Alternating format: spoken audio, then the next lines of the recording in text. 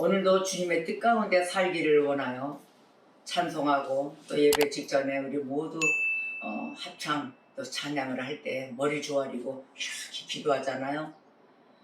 세상을 한 주간을 어깨를 쫙 펴고 막 다니다가 이렇게 주일날 돼서 주님 앞에 와 머리 조아리고 이렇게 기도할 때가 얼마나 좋은지요.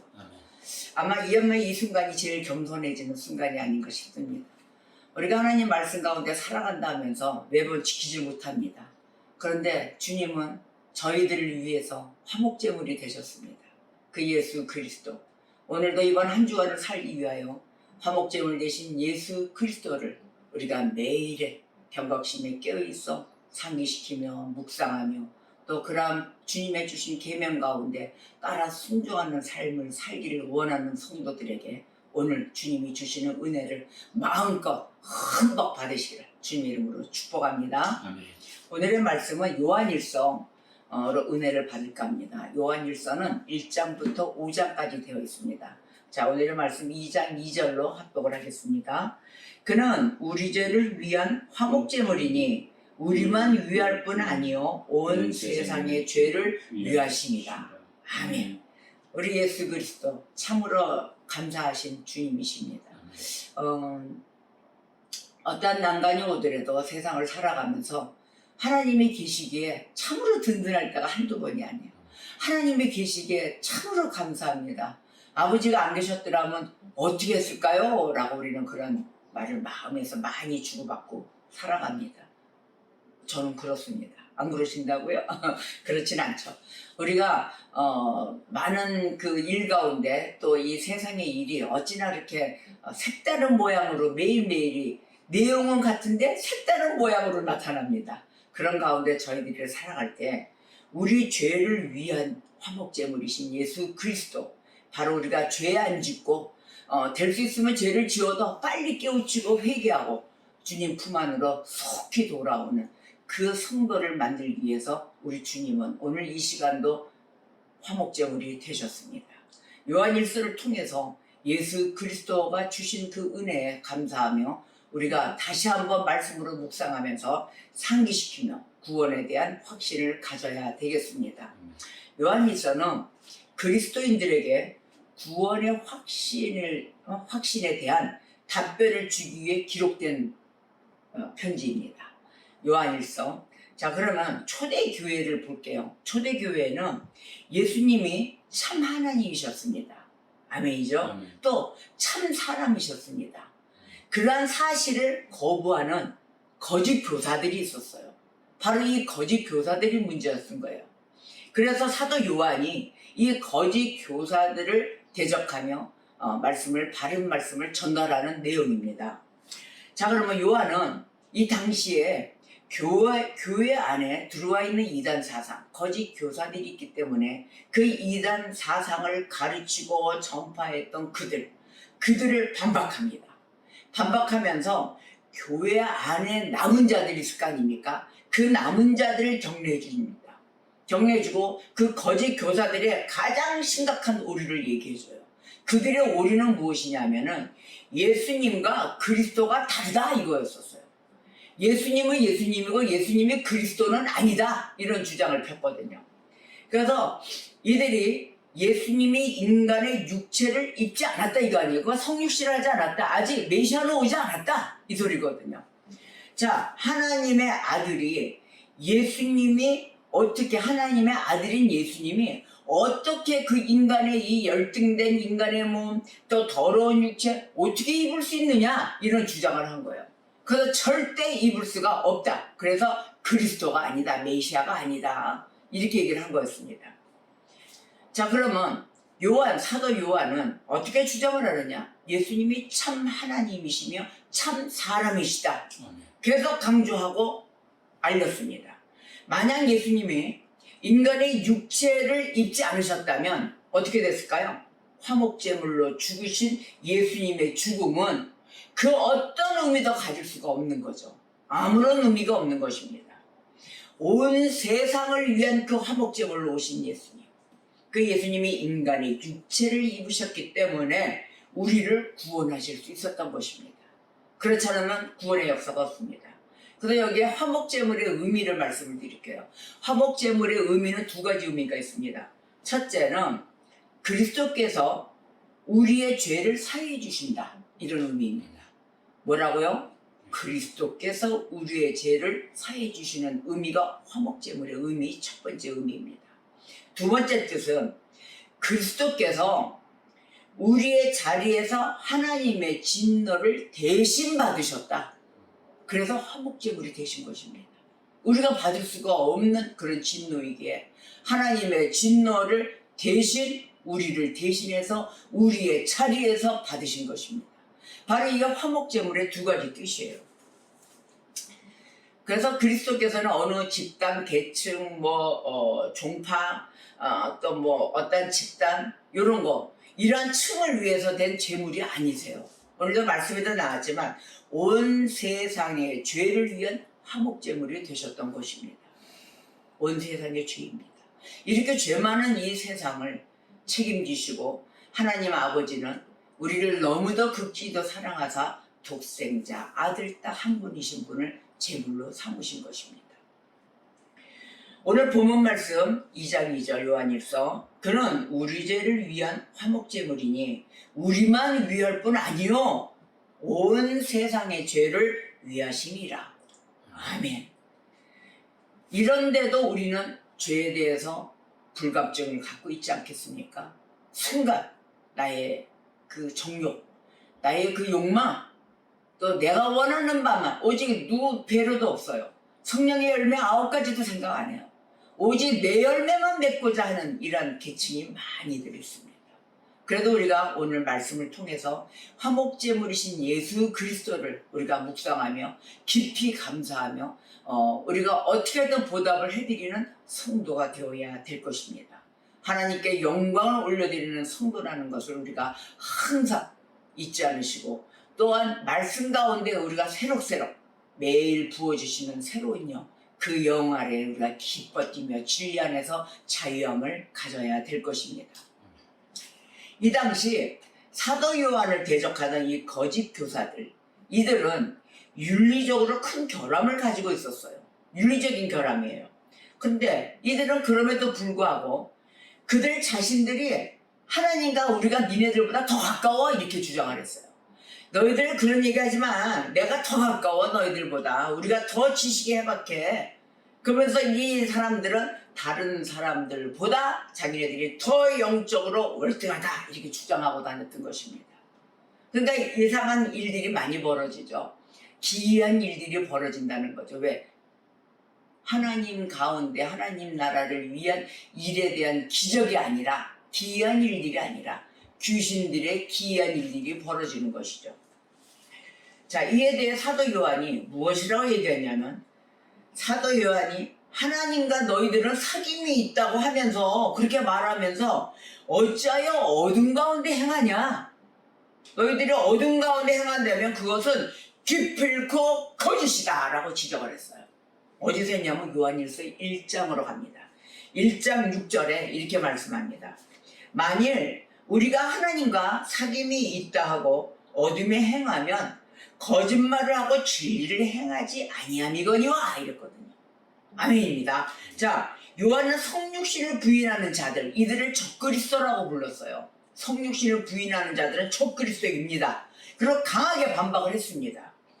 그러자 거짓 교사들이 이렇게 얘기를 해요. 자신들에겐 죄가 없다, 이렇게 주장하는 거. 우리에겐 죄가 없어. 왜 그렇게 막 강하게 나오시고 이러십니까? 그러나 요한은 뭐라고 얘기했냐면, 이들을 가리켜서 너희는 스스로를 속이는 자들이구나. 너희들은 스스로 속이는 자들이라. 1장 8절 볼까요? 요한일서 1장 8절. 만일 우리가 죄가 없다고 말하면 스스로 속이고 또 진리가 우리 속에 있지 아니할 것이요. 아멘. 진리가 우리 속에 있지 않다. 너희들이 스스로 나는 죄가 없다. 근데 이 거짓 교사들의 이 큰 잘못, 바로 이 잘못은 공동체에 깊은 상처를 주고 있다는 것입니다. 하나님을 반박하고 말씀에 순종 안 하고 자기네들은 하나님과 가까이 있다 하면서 나는 하나님을 사랑해, 엄청 사랑해 하고 말하면서도 형제 자매의 가슴에 못을 박는 자들이었어요. 왜? 거짓자들이니까. 적 그리스도니까. 예수님과 그리스도는 다르다? 벌써 아닌 교리와 아닌 사실을 거짓 것을 전달하는 자들이기 때문에 모든 형제자매 전달하는 자를 하나님을 사랑한다고 해서 뭐 무조건 다 옳습니까? 사랑하지만 형제자매도 사랑해야 되는 것이고 피해를 줘서는 안 되는 것입니다. 그래서 요한이 이들을 비판하는 거예요. 비판하면서 이렇게 얘기합니다. 하나님 사랑과 이웃 사랑은 결코 따로 분리돼서 갈 수가 없다. 분리될 수가 없다라고 말합니다. 눈에 보이지 않는 하나님을 사랑하는 것, 바로 이것은 반드시 형제 자매를 사랑하는 것으로 표현되어야 한다. 그러니까 행이 준 거죠. 너희들이 진정한 마음속에 하나님을 사랑하면 그 마음속에 있는 것이 행위로 나오게 돼 있어요. 그게 증거된 삶이에요.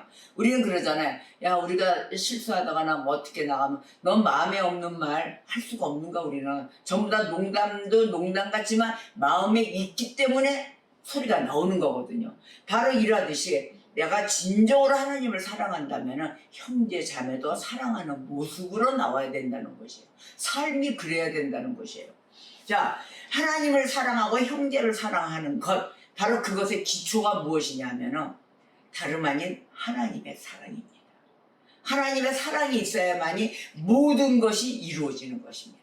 근데 이루어지지 않고 행함에 보면은 뭐 전부 다 내 멋대로 하고 있어요. 내 마음대로 하고 있어요. 하나님 말씀에 어긋나는 그런 모든 행동이 참 입에 담지도 못한 행동들이 많은 거죠. 하나님의 사랑이 있다 한다면 우리는 기필코 증거자가 되어야 될 것입니다. 그래서 우리를 위하여 자기 아들을 화목제물로 보내신 하나님, 그 하나님의 성육식 사건, 바로 이 사건을 사랑의 절정이라고 표현을 합니다. 내 목숨을 다 바쳐 그것에 그 피 흘림과 물과 피를 다 흘린 말에 그 사랑의 절정을 이룬다는 것, 이거 누가 할 수 있겠습니까? 그러기 위해서, 또 그렇게 하기 위해서 우리가 그분을 바라보며 따라갈 때 그만큼 따라갈 수 있는 그 보답을 할 수 있는 우리 애들의 모습입니까? 우리의 자세입니까? 우리는 깊이 되돌아보면 내 양심을 다시 한번 두들겨 보아야 될 것입니다. 우리가 하나님의 사랑, 이 목숨을 다한 이 사랑을 안다면 결코 하나님의 그 말씀의 계명을 지키지 않을래야 할 수가 없고, 하나님의 그 사랑이 섞인 형제 자매를 사랑하지 않을래야 할 수가 없을 것입니다. 우리가 살아가면서 그 사랑이라는 소리를 많이 하는데, 진정으로 사랑한다고 이야기를 했을 때 그 사랑의 범위가 각자가 다 다른 것 같아요. 사랑은 그 무언가 물질적으로 주어야만이 사랑이라고 생각하는 사람도 있습니다. 무슨 말로만 사랑합니까? 물질에 여분이 없는 사람은 마음의 사랑이라도 드립니다. 또 할 수 있는 범위만큼 어떠한 것이는 만큼 다 표현을 합니다. 그런데 물질만 바라보고 가는 사랑을 하는 사람도 있습니다. 오직 물질을 주고 받고 해야만이 사랑인 줄 아는 사람도 있습니다. 이런 것은 어떠한 경우가 될 것인지 저와 여러분은 각자가 개인 판단으로 생각해 봐야 될 것입니다. 어떤 것이 진짜 사랑일까요? 자, 그러나 저는 어떠한 답을 안 내겠습니다. 여러분들도 구분할 줄 아는, 분별할 줄 아는 그러한 신앙인이 되셨기 때문입니다. 그리스도께서 친히 이 화목제물이 되신 것, 바로 이것은 구원이 우리에게서 나오는 것이 아니라 바로 밖에서 온다는 것을 의미합니다. 우리가 구원을 일으키는 게 아니에요. 우리의 구원은 하나님이 약속하시고 예수 그리스도를 통해서 이루신 것입니다. 할렐루야. 그래서 성령께서 직접 친히 우리 안에서 증거하신 일입니다. 성령이 일하십니다. 너무도 감사합니다. 그렇게 우리가 구원에 대한 확신을 가질 수 있는 것이에요. 요한일서 4장 9절에서 10절에 이렇게 말씀하십니다. 하나님의 사랑이 우리에게 이렇게 나타난 바 되었으니 하나님이 자기의 독생자를 세상에 보내심은 그로 말미암아 우리를 살리려 하심이라. 이유가 있습니다. 사랑은 여기 있으니 우리가 하나님을 사랑한 것이 아니요 하나님이 우리를 사랑하사 우리 죄를 속하기 위하여 화목제물로 그 아들을 보내셨음이니라. 아멘. 아멘. 우리가 하나님을 감히 사랑할 수가 없어요. 너무도 죄가 많아요. 너무도 뻔뻔해요. 그러나 그러한 우리를 하나님이 사랑하셨다는 것입니다. 너무도 감사한 일입니다. 저도 죄 많은 또 말썽쟁이 말 안 듣는 그러한 저를 이렇게 뒤돌아봤을 때 그 하나님의 극진하신 사랑을 저는 매번 감사를 올립니다. 나를 살려주신 하나님, 참 죽을 수밖에 없었던 그 인생을 살아왔을 때마다 그때마다 간섭하여 주시사 그 위험한 구렁텅이에서 건져주시고 구덩이에서도 건져주시고 아주 그 더러운 오물 속에서도 건져주신 그 하나님, 참으로 너무너무 감사합니다. 그러나 우리가 세상이 힘들 때는 자꾸 세상을 놓으려고 그러잖아요. 여러분, 희망 소망 아래 힘이 없을 때마다 어느 한 곳에 목적을 두십시오. 내가 살아야 되지 않는, 내가 살아서 뭐하리, 아무도 쓸모짝에도 없는 이런 부정적인 생각이 아니라 내가 그래도 이 살 수 있는 그런 어떤 쓰임받을 수 있는 구석이 있지 않을까? 우리는 이렇게 생각을 해봐야 될 것입니다. 생각하기 힘들죠. 위로의 하나님을 만나십시오. 분명한 그 하나님은 나에게 만날 수 있는 그런 만남의 축복자를 보내주실 것입니다. 희망끈, 소망의 끈을 절대 놓지 마십시오. 어떻게 해서든지 지푸라기라도 잡고 있는 그러한 신앙자가 되셔야 될 것입니다. 또 그러기를 바라는 마음입니다. 제가 일일이 가서 다 찾아가서 붙잡고 어떻게 얘기하고 이럴 수는 없잖아요. 근데 그때마다 주님이, 성령 하나님이 만날 자, 보낼 자를 다 보내주십니다. 여러분, 이 하나님의 약속을 꼭 붙드십시오. 네가 어디로 가든지 내가 너와 함께하리라 하십니다. 아멘입니다. 자, 그렇다면은 하나님에게로서 난 자들, 그 자들은 자신이 무죄하다고 말하는 자들이 아닙니다. 나는 죄인입니다. 난 죄가 많습니다. 라고 고백하는 자들입니다. 이들이 바로 하나님께 난 자들인데 빛이신 하나님에게 이 죄를 용서를 받습니다. 그리고 빛 가운데 행하는 자들이 바로 하나님에게서 난 자들입니다. 그리스도의 보혈이 우리의 모든 죄를 깨끗게 하셨습니다. 아멘입니다. 그렇기 때문에 하나님은 우리에게 용서를 약속하시는 것이에요. 우리가 모든 죄 약속해 주십니다. 바로 그 하나님, 요한일서 1장 9절에 이렇게 말씀하십니다. 만일 우리가 우리 죄를 자백하면 그는 미쁘시고 의로우사 우리 죄를 사하시며 우리를 모든 불의에서 깨끗하게 하실 것이요. 아멘. 죄사함 받은 자에게는 너의 죄를 다시 묻지 않겠다 하셨습니다. 그 하나님 약속을 붙드십니까? 저도 그 하나님의 약속을 붙들기에 죄 많은 제가 하나님 앞에 죄사함을 받았다고, 구원의 확신을 받았다고 확신하기에 다시는 그 뒤에 더러운 죄에 있었던 그 죄를 묻지 않겠다 하신 그 하나님 앞에 제가 매일 웃을 수가 있습니다. 그래서 웃고 삽니다. 여러분, 예수님을 믿으면 죄사함 받는다. 아멘이에요. 맞아요. 근데 예수님을 믿으면 죄사함을 받는데 거기에 하지만 이 땅을 사는 동안 우리가 죄가 전혀 없다고 말할 수는 없지 않습니까? 매일 죄를 짓고 사는데요. 자, 하나님을 너희가 예수님을 믿으면서 내가 죄사함을 받았는데 우리에게 죄가 이제는 전혀 없어 이렇게 말하면 안 되는 거예요. 그렇게 말하면 하나님을 거짓말하는 분으로 만드는 것입니다. 자신을 속이는 행위예요. 진짜 죄가 없으십니까 여러분? 한번 죄사함 받았다 그래서 과거의 죄를 죄사함을 받고 지금부터 하나님 앞에 나와 더 이상 범죄하지 않기 위해 살아가는 저희들, 애쓰는 저희들, 바로 그러한 신앙자로 가는 길입니다. 그리고 이제 철이 들었어. 이제는 더 이상 죄고 뭐고 없다. 그때 기운 다 빠졌을 때예요. 우리가 아직 힘이 있고 혈기가 살아있는 한은 매일 죄를 짓습니다.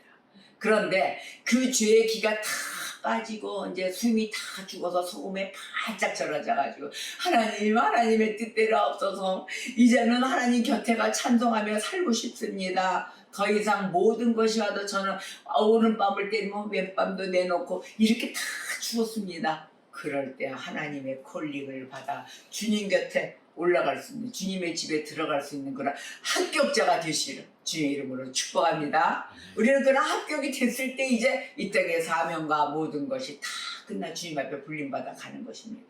근데 이 땅의 사명이, 제가 오늘 아침에 갑자기 무엇인가 이렇게 생각을 해봤어요. 이 땅의 사명이 무엇인가? 예수를 올바르고 온전히 믿는 게 혹시 우리 사명이 아닐까요? 저는 그렇게 생각을 합니다. 예수 믿는 것이, 예수를 그것도 온전히 올바르게 믿는 것이 우리의 사명이라고 저는 생각을 합니다. 여러분, 이 사명 감당을 이 땅에서 우리가 육신으로 다 같이 감당을 느끼며 살아가고 있을 때 이 사명 감당하시기를 주님의 이름으로 축복합니다. 자, 그렇다면은 우리는 주님이 다시 오실 때까지, 바로 그때까지 죄를 다스리기 위해서 분투해야 합니다. 애쓰고 안돼 그게 뭐예요? 전신갑주잖아요. 주님의 전신갑주, 완전히 전신갑주를 다 이루면서 마귀가 틈타지 못하게 매일에 분투하며 살아가야 되는 것입니다. 죄가 틈타지 못하게 우리는 거룩함과 성결함으로 살아가기 위해서 모든 것이 다 막으며 어떤 것도 틈타지 못하게 깨어있어 살아가야 되는 것입니다. 말씀으로 무장을 해야 되겠죠. 말씀을 매일 꼴을 먹으며. 그래서 오늘의 요한 1서에서 사도 요한은 우리에게 회개하는 삶이 필요하다고 이야기합니다. 매일에 우리는 깨우쳐 아침 시작하며 저녁 시간에 들어가 회개하는 그 거리가 생기면 즉시 회개하는 삶으로가 내일은 2번 다시 상습범이 되는 일이 없어야 되는 것입니다. 매일을 주님의 품 안에서 기쁘게 사십시오. 하나님은 원하는 것을 주시되 정욕으로 구하는 것이 아니라 진정으로 하나님 주신 이 땅의 모든 것 진리 안에서 누리며 살기를 원하시고, 우리 주님은, 우리 아버지 하나님은 그렇게 주어서 기뻐하는 우리의 나의 자녀들을 더더욱이 기뻐하실 것입니다. 죄를 회개함으로써 하나님 앞에 정결함과 거룩함으로 나아가며 빛의 자녀로 살라고 하십니다. 빛의 자녀로 삽시다 우리. 그래서 저는 어디를 가든 참 기쁩니다. 새로운 세계, 또 악한 사람들을 만나면 저는 왜 이렇게 더 기쁜지 모르겠어요. 그 악한 자들이 변화받는 모습을 보고 싶어요. 그래서 필요를 하다면은 악하던 깨우치지 못했던 그자 옆에서 하나하나씩 꼴을, 하나님의 꼴을 이렇게 던져주고 싶어요. 그래서 듣던지 아니 듣던지 던지고 돌아서고 던지고 돌아서고 매일의 삶을 그러한 삶으로 저는 지금 살아가고 있습니다. 또 저도 실수할 때가 많지만 하나님 즉각적으로 하나님 어떡하죠? 실수했어요. 용서해 주세요. 아버지 근데 이건 너무 좋은 거 있죠? 어떤 무슨 정욕을 구한 게 아니었으니까. 그래서 그럴 때는 하나님께 애절하고 간절하게 막 달라고 막 구합니다.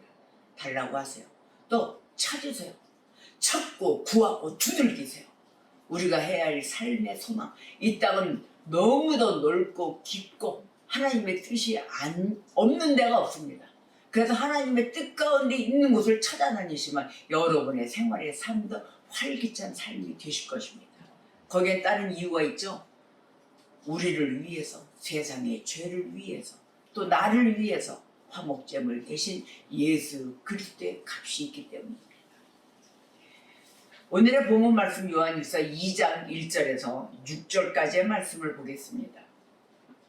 나의 자녀들아, 내가 이것을 너희에게 쓰면 너희로 죄를 범하지 않게 하려 함이라.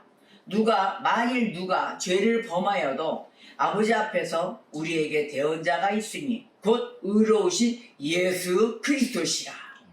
아멘. 바로 우리 예수 그리스도 모든 것을 우리를 위하여 대변하고 계십니다. 그는 우리 죄를 위한 화목제물이니 우리만 위할 뿐 아니요 온 세상의 죄를 위하심이라. 우리가 그의 계명을 지키면 이로써 우리가 그를 아는 줄로 알 것이요. 여러분 계명 꼭 지켜야 되겠습니다. 그를 아노라. 나도 예수님 알아요. 아노라고 그의 계명을 지키지 아니하는 자는 누구예요? 거짓말하는 자요. 진리가 그 속에 있지 아니하다. 그 있지 아니하되 누구든지 그의 말씀을 지키는 자는 하나님의 사랑이 참으로 그 속에서 온전하게 되어나니 이로써 우리가 그의 안에 있는 줄을 아노라. 6절 다 같이 합독해 볼까요? 그의 안에 산다고 하는 자는 그가 행하시는 대로 자기도 행할지니라. 아멘. 바로 이 요한일서 2장 1절에서 6절 말씀 여러분 상기시키고 묵상하고 곱씹고 계속 되새겨 봅시다. 우리가 주님의 계명을 기필코 지켜야 됩니다. 하나님 속에서 난 자들입니다. 거짓자들은 계명을 지키지 않아요. 거짓말해요. 다 이런 자들이 되셔야 되겠습니까? 모든 거짓은 진리에서 나오지 않습니다. 마귀가 주는 거예요. 예수께서 그리스도이심을 부인하는 자, 이 자는 누구라고요? 적그리스도예요. 적그리스도. 하나님 아버지와 아들을 부인하는 자, 그 자는 적그리스도입니다. 하나님 아버지, 그 아들, 예수, 그리스도, 이 부인하는 자들, 지금의 유대인들이에요. 유대인들이 아직 예수는, 인간으로 있는 그 예수는 알지만 목수의 아들 예수는 죽은 거지 그 자가 메시아는 아니다라고 말합니다. 이들을 부인하는 자에게 이렇게 아버지 하나님, 아들 다 부인하는 자들에게는 아버지가 없어요. 아버지가 안 계시고 시인하는 자, 그 자에게는 그리스도가 계십니다. 아버지도 계십니다. 성령님도 계십니다. 하나님이 우리에게 약속하신 것, 우리에게 약속하신 것 바로 영원한 생명이지. 그 영원한 생명, 우리가 그것을 받기 위해서 매일의 그 말씀을 곱씹고 진리를 찾아 우리는 여행하는 것입니다. 진리의 여행은 영원한 여행입니다. 요한일서 5장 3절에 이렇게 말씀하십니다. 3절 4절 하나님을 사랑하는 것은 이것이니 우리가 그의 계명들을 지키는 것이라. 그의 계명들은 무거운 것이 아니로다. 무릇 하나님께로부터 난 자마다 세상을 이기느니라. 세상을 이기는 승리는 이것이니 우리의 믿음이니라. 아멘. 믿음의 복 가득 받으십시오. 바로 이것입니다. 우리의 믿음으로 또한 하나님께로 난 자로서 세상을 매일 이기며 여호와 니시를 외쳐가며 살아야 될 것입니다. 5장 12절에 아들이 있는 자에게는 생명이 있고 하나님의 아들이 없는 자에게는 생명이 없느니라. 아멘. 우리의 구원을 위하여 화목제물이 되신 우리 주 예수 그리스도 바로 오늘도 가슴에 담아야 되겠습니다. 오늘도 가슴에 담고 손 꼭 붙들고 여러분들 가는 발길마다 동행하는 그 길에 샬롬의 은총이 가득하시기를 주님의 이름으로 축복합니다. 아멘. 기도하시겠습니다.